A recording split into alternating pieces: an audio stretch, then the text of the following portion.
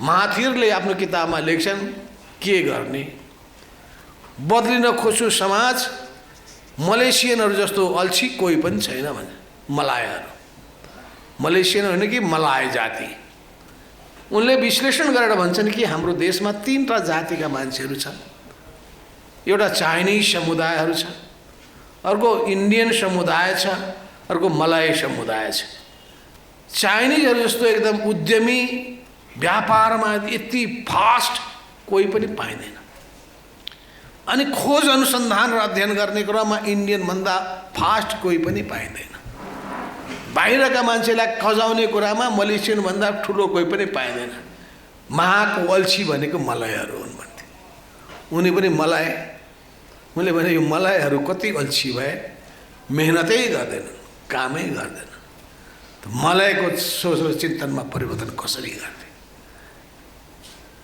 चाइनिजहरूको बारेमा भनिन्थे 1840 ताका उनीहरू अफिम खाने कुरा, अफिममा उनी मस्त हुने गर्दथे। किन विदेशी साम्राज्यवादी कोलोनिस्ट फोर्सेसहरूले, उपनिवेशवादी शक्तिहरूले चाइनिजहरूलाई अफिम खुवाउन थाले र अफिमको नसामा चाइनिजहरू अल्छी भएर गए। अनि त्यसपछि त्यो प्रवृत्तिबाट अब मुक्त हुनका लागि कत्रो ठुलो मेहनत गर्नु। मानिसहरूको बोली र संस्कार कति कति फरक हुन्छ भन्ने कुरा तपाईँ जापानिजलाई भेट्नुहोस्, तपाईँ चाइनिजलाई भेट्नुहोस्, तपाईँ इन्डियनलाई भेट्नुहोस्, युरोपियनलाई भेट्नुहोस्, अमेरिकनलाई भेट्नुहोस्, अफ्रिकनलाई भेट्नुहोस्, तपाईँ फरक फरक पाउनुहुन्छ। हो हामी नेपालीहरू कस्तो हो, विविधताले भरिएको संसारमा हामी कस्तो संस्कार बोकेर हिँड्ने, कस्तो संस्कृति हामीले अवलम्बन गर्ने, यी सबै कुराहरूमा विचार पुर्याउनु पर्छ। केपी ओलीले हेर्नुहोस् कस्तो संस्कार सिकाउने गर्दछ, कस्तो बानी व्यवहार सिकाउने गर्दछ। किन पानी र बानी माथिबाट तल सर्दछ। जब तपाईँ अरूको अपमान गर्नुहुन्छ भने तपाईँलाई पनि कसैले सम्मान गर्नेवाला छैन। तपाईँले कस्तो सन्तान हुर्काउन चाहनुहुन्छ, सन्तानको लागि घरको व्यवहारले प्रभाव पार्दछ, त्यहाँको परिवेशको प्रभाव सिधै दिमागमा परिहाल्छ। कार्यकर्तामा पनि त्यो प्रभाव, नेताहरूको प्रभाव परिहाल्छ।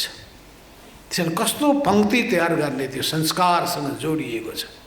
मान्छे नै मेहनती भएनन् भने, मान्छे नै अल्छी भयो भने, मान्छे नै ठगी प्रवृत्तिमा उद्धत भयो भने त्यसपछि तपाईँ के गर्न सक्नुहुन्छ? हो त्यो बदलिनका लागि पनि त्यही ढङ्गको सङ्कल्प बोकेको लिडरसिप चाहिन्छ। सबैले मिलिकन उही काले काले मिलेर खाउँ भाले जस्तो खालको स्थितिले देश डुबेको, बर्बाद भएको।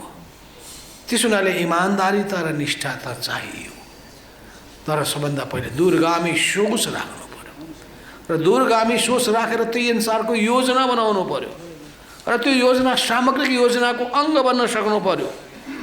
र त्यो सामग्रिक योजनाको अङ्ग बन्नका लागि कुनै पनि योजना अगाडि सार्दाखेरि त्यसको मूल्य, कस्ट र लाभ, यो दुईटै चिजको ठिक मूल्याङ्कन गर्नु पर्यो।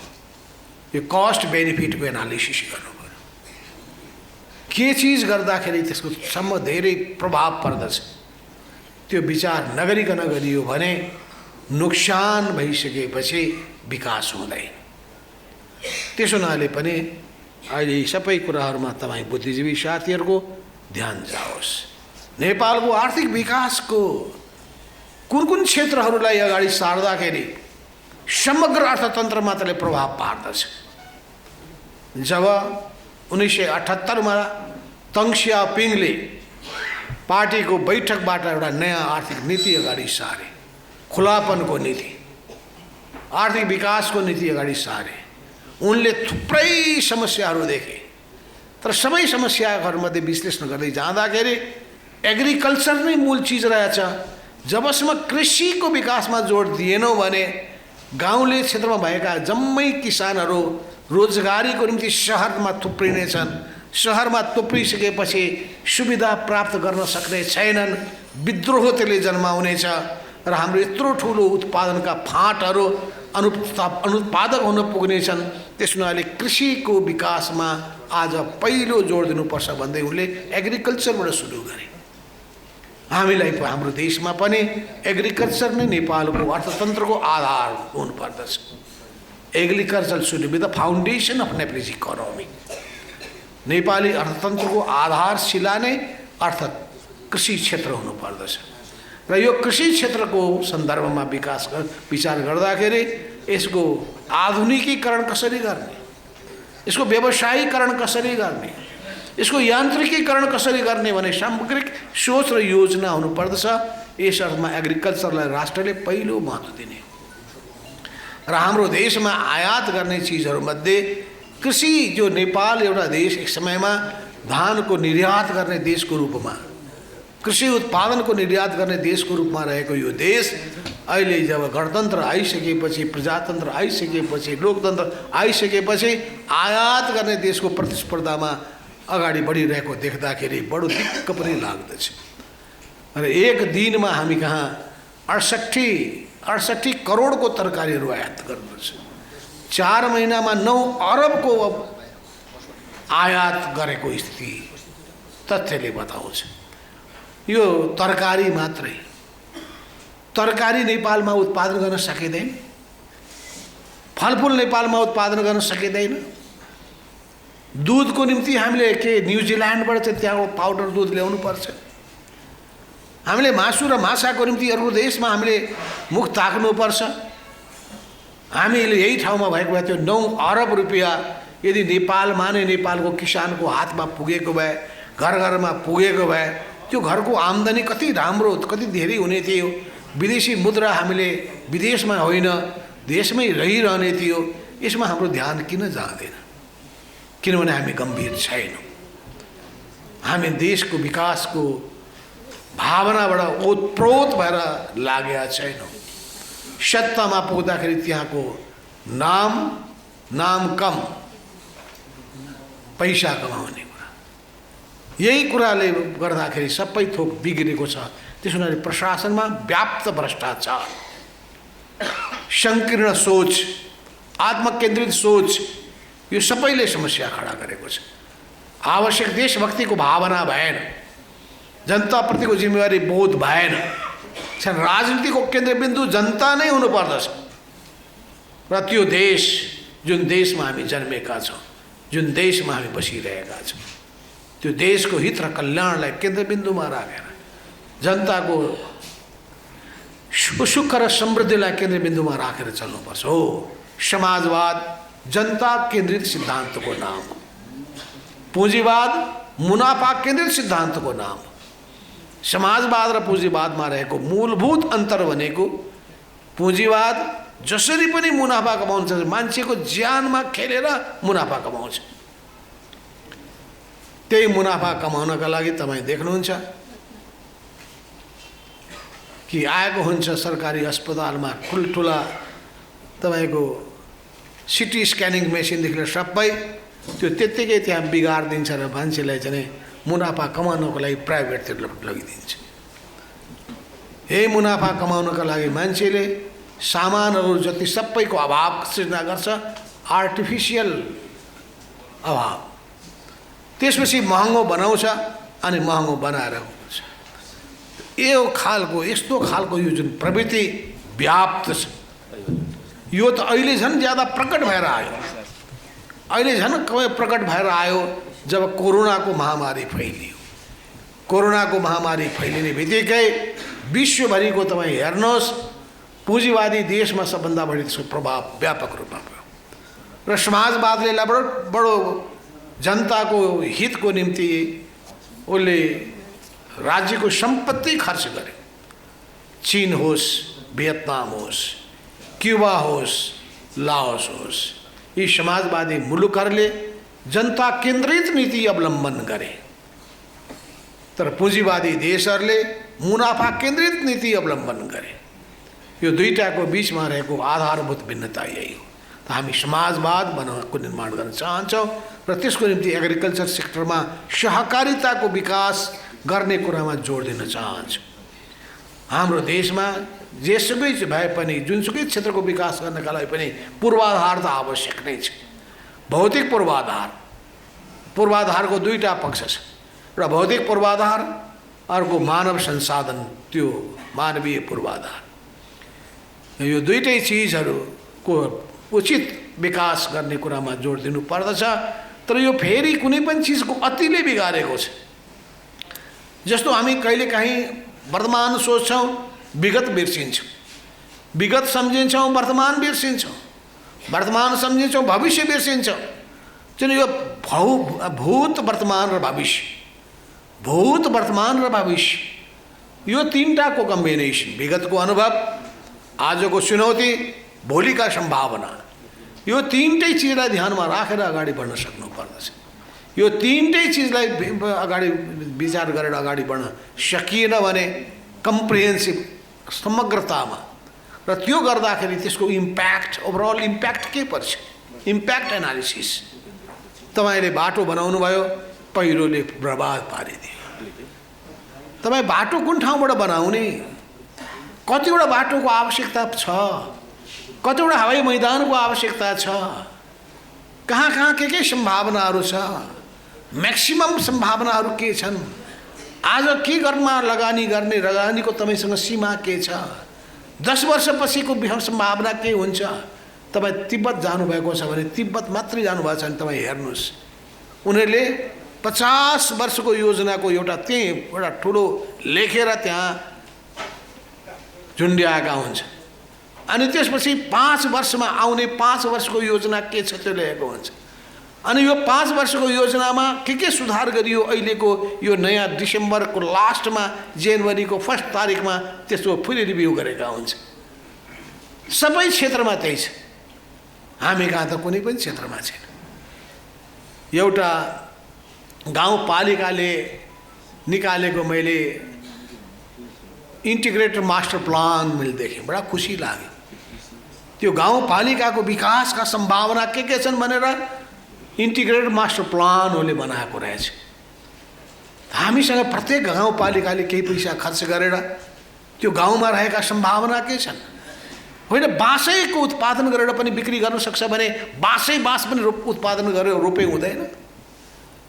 त्यहाँ पोखरीका पोखरी मात्रै खनेर त्यसपछि माछाको उत्पादन गरेर बिक्री गर्न सकिन्छ भने त्यही गरे हुँदैन। आँपको बोटै बोट फलाएर त्यसपछि राम्रो मिठो अत्यन्तै स्वादिलो आँप चाहिँ निर्यात गर्न सकिन्छ भने त्यही गरे हुँदैन। फुलै रोपेर फुलको खेती गरेर फुल नै गरे निर्यात गरे हुँदैन भनेपछि त्यो सबै चिजमा हाम्रो ध्यान, ज्ञान, बुद्धिको प्रयोग हुन सकेन हो। यी सबै चिज तपाईँ हामी प्रत्येक जिल्लासँग जोडिएका छौँ, प्रत्येक पालिकासँग पनि जोडिएका छौँ। अनि ती पालिकाहरूमा पनि पालिकावालाले अरूको ज्ञान लिनु आवश्यक ठान्दैन।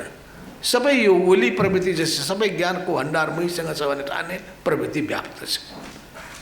अरू कहाँ ज्ञान छ, बुद्धि छ, बोलाउन त गाउँभरिका अलि विद्वान मान्छेहरूलाई, अलि अनुभवी मान्छेलाई उनीहरूको राय लिउँ त मलाई लाग्छ कुनै पनि पालिकाका प्रमुखहरूले गरेको छ कि छैन थाहा छैन। वडा अध्यक्षले गरेका छन् कि छैन, अरूले गरेर त के भयो र त्यो पनि थाहा छैन। अब आउँछ पार्टीको कुरा, हाम्रो पार्टीले पनि गरेका छ कि छैन।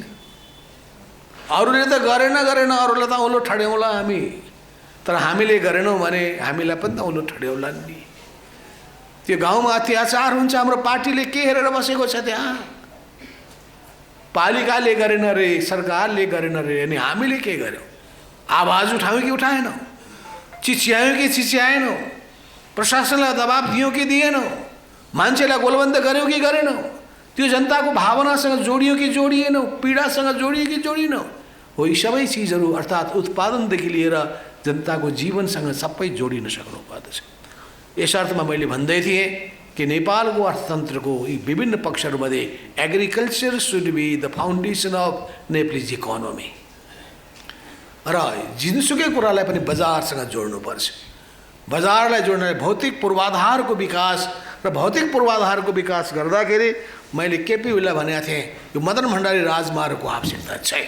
हामी कहाँ होलाकी राजमार्ग एउटा भयो, पूर्व पश्चिम राजमार्ग अर्को भयो, मध्य पहाडी राजमार्ग तेस्रो भयो। यी 3टा राजमार्ग बाहेक, किनभने हाम्रो सिङ्गो उत्तर दक्षिणको लम्बाइ चौडाइ कति छ हेरौँ त? लम्बाइ नै कति छ? जम्मा 1000 किलोमिटर छ। चढाइ नै कति छ? 200 किलोमिटर 250 किलोमिटर छ। अनि यत्रै भित्र कति दूरीमा? एउटाले भन्दै थियो हवाई मैदान कहाँ कहाँ चाहिन्छ, कति एरियल डिस्टेन्समा चाहिन्छ, या कति फिजिकल डिस्टेन्समा चाहिन्छ, यो सबैको कुनै अध्ययन छ? या त्यसको उपादेयता त्यो ठाउँमा चाहिँ पर्यटकीय सन्दर्भको कुरा छ कि उत्पादनको सामग्रीको कुरा छ कि के उपादेयताले त्यो छ? कुनै अध्ययन छैन। एउटाले भनिदियो निजगढमा हुँदैन अन्तर्राष्ट्रिय विमानस्थल, वन काटेर हुन्छ बाढ। त्यसो हो भने यो कुरो अवश्य पनि त्यो कुरामा आंशिक सत्यता छ। वन जता पनि सखा पार्ने प्रवृत्ति छ, तर प्रकृति र यो विकासको बिचमा पनि द्वन्द्व छ, द्वन्द्व हुन्छ। तपाईँले एग्रिकल्चर ल्यान्डलाई तपाईँले कलिता नाश गर्नु भएन भने बाटै बन्दैन। तर जहाँ एग्रिकल्चर फर्टाइल ल्यान्ड भन्दा अन्तबाट जान सक्छ भने त्यो गर्नु राम्रो हुन्छ। अझै वन जङ्गल भएको ठाउँलाई तपाईँबाट टाढा पार्नुभयो भने त्यसलाई जोगाएर गर्नु भने सबभन्दा राम्रो हुन्छ। तपाईँ भारतको शिमला तपाईँ जानुभएको छ भने हिमाचल प्रदेशको शिमला हेर्नु होला, त्यो नमुना सहर। त्यो सहरभित्रका रुख बिरुवाहरू काट्न पाइँदैन। त्यो घरभित्रैबाट उनीहरूको आँगनबाट त्यो रुख जोडिएको छ, घरभित्रै जोडिएको छ, बिचको घरमा रुख छ। हामी कहाँ त सबभन्दा पहिले यो दाढी काटे जस्तै सबै सफा गरेर अनि बल्ल त्यहाँ निर्माणको काम सुरु हुन्छ। रुख कायम राखेर चाहिँ घर बनाउन सकिँदैन थियो। मैले उदाहरणको निम्ति भने गरेको छु, यो साँखोमा मैले त्यति राम्रो जङ्गल थियो, त्यो ठाउँमा पोलिटेक्निक इन्स्टिच्युट बनाउने निर्णय गरियो मेरो पालामा। अनि पछि गएर म हेर्छु त जम्मै पहिले सघाप पारेछ। त्यत्रो किन सघाप पार्नु पर्थ्यो? त्यो बिचबिचमा राखे हुँदैन थियो त्यो चौरको वरिपरि, फेरि रोपिरहनु पर्ने कुनै आवश्यकता थिएन। किन हाम्रो ज्ञान, हाम्रो अध्ययनै त्यस्तो छैन, चिन्तनै त्यस्तो छैन, संवेदनशीलतै त्यस्तो छैन, प्रकृतिप्रतिको ग्रिन इकोनोमीको मान्यतै हामीले बोक्न सकेका छैनौँ, कम्प्रिहेन्सिभ सोच नै राख्न सकेका छैनौँ। त्यसले गर्दा कहाँ कुन चिजको उपयुक्त व्यवस्था गर्ने सोच नै छैन। र त्यसपछि मानव संसाधनको विकासको निम्ति अहिलेको कस्तो कस्तो गुपखोपी क्षमता भएको मानव शक्तिको आवश्यकता छ, त्यसको राम्रो अध्ययन गरेर त्यस्तो व्यक्तिहरू खोजा। तर नेपालको अर्थतन्त्रको निम्ति दुईटा क्षेत्र भनेका तिनीहरू इन्जिन अफ ग्रोथ हुन्। त्यो इन्जिन अफ ग्रोथ, विकासको इन्जिन, यो जति यसको विकास गर्न सक्नुभयो त्यति नेपालको अर्थतन्त्र माथि उठ्दै जान्छ। अरू सस्टेन गर्ने इकोनोमीलाई हो भने यो इकोनोमीको लेभललाई हाई गर्ने हो। एउटा पर्यटन हो, अर्को जलविद्युत विकास हो, र स्वाभाविक रूपमा उद्योग धन्दा कल कारखानाहरू नै हुन्। र यी सबै चिजसँग जोडिएको के छ भने फेरि पनि विज्ञान र प्रविधिको अधिकतम उपयोग हो। र विज्ञान र प्रविधिको उपयोग गर्ने कुराको सन्दर्भमा फेरि पनि जोडिन्छ अध्ययन अनुसन्धान र खोज नै जोडिन्छ। र कामको परियोजना बनाउँदाखेरि व्यवहारिक बनाउनु पर्दछ, यथार्थवादी पनि बनाउनु पर्दछ। र सकिँदैन कि भन्ने भए तापनि सकिएको उदाहरण प्रस्तुत भएको छ भने त्यसलाई लागू पनि गर्नुपर्छ। त्यसको निम्ति प्रत्येक कामको अनुगमन गर्नुपर्छ। हाम्रो अर्को ठुलो समस्या अनुगमन प्रणाली कमजोर छ। अनुगमन प्रणाली कमजोर छ, हामी अनुगमन गर्दैनौँ र अनुगमन नगरिसकेपछि काम गुणस्तरीय भइरहेको छ कि छैन, अन्त्य समयमा पुरा भइरहेको छ कि छैन, त्यो ध्यान जाँदैन। चाहिँ तीनटा कुरामा जोड दिनुपर्छ। एउटा काम गुणस्तरीय भइरहेको छ कि छैन, दोस्रो त्यो टाइमली कम्प्लिसन गर्ने ठाउँमा पुगिरहेको छ कि छैन, तेस्रो त्यसको रिजनेबल कस्ट छ कि छैन। यो reasonable cost, no more inflated, बढाइ चढाइकन अनि यति थोरै लाग्छ भने त्यसपछि फेरि त्यसलाई भेरिएसनको नाममा थप्दै जाने। पोखराको एयरपोर्ट कतिबाट सुरु गरियो, हुँदा चाहिँ त्यही के भन्छन् दोलखाको के कोशी भोटे कोशीको चाहिँ त्यो कस्ट, यी सबैको कस्ट किन नेपालमा हाई हुन्छ? मलाई यो Hindustan hydro power Tamakoshi hydro power प्रोजेक्टको एउटा त्यहाँको जेनरल म्यानेजरले भन्थ्यो कि हामी त्यही बिजुली पारिपट्टि महाकालीको पारिपट्टि उत्पादन गर्छौँ, पर युनिट कस्ट यति पर्छ।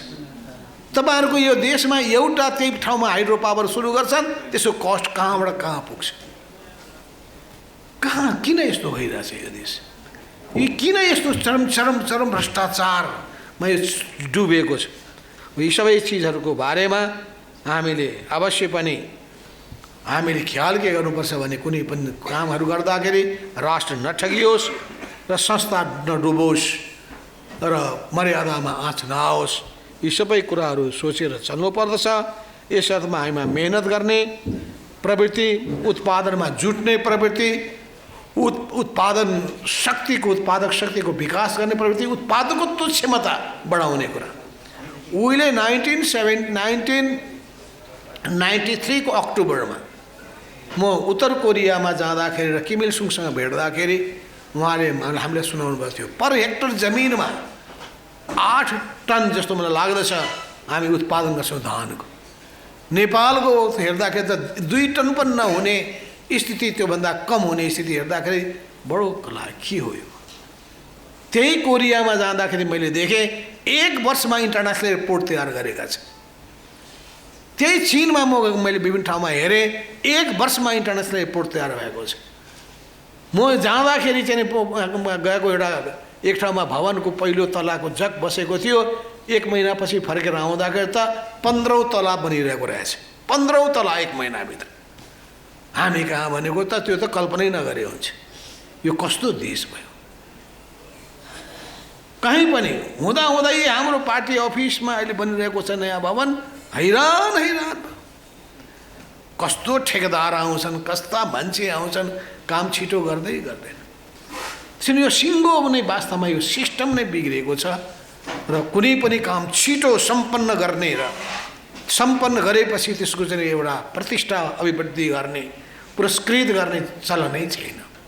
त्यसो हुनाले हामीले यो सबै कुराहरूमा विचार पुर्याउनुपर्छ र मूल जोड हाम्रो नेपाली जनताको जीवनसँग सुखी बनाउने, समाजलाई समृद्ध बनाउने र देशको इज्जत प्रतिष्ठालाई माथि उठाउने कुरामा हामी सबैको ध्यान केन्द्रित हुनुपर्छ। म तपाईहरु सबै बुद्धिजीवी साथीहरूलाई यस हिसाबमा विषयमा गम्भीर चिन्तन मनन गर्नुहोस्। आफ्नो आफ्नो कर्तव्यलाई जिम्मेवारी बोधको भावनाका साथ पूरा गर्नुहोस्। जनताको पीर मार्गसँग आफूलाई जोड्नुहोस्। समाजका समस्याहरूसँग आफूलाई नजिक पार्नुहोस् र जनता र राष्ट्रको निम्ति र पार्टीको निम्ति आफूलाई समर्पित गरेर अगाडि बढ्नुहोस्। यिनै शुभकामनाहरू व्यक्त गर्दै तपाईहरुको अधिवेशन सबै हिसाबले सफल होस् र यो बुद्धिजीवी संगठनले अरू बुद्धिजीवी संगठनलाई चुनौती दिन सकोस्। सबै क्षेत्रमा तपाईहरु उत्कृष्ट भएर यो समाजवादी एकीकृत समाजवादी पार्टीसँग जोडिएको नेपाल बुद्धिजीवी संगठन समाजवादी यो धेरै राम्रो नाम ख्याति कमाउन सकोस्। यिनै शुभकामनाका कुरा राखेर आफ्नो भनाइ यही टुङ्ग्याउँछु। धन्यवाद।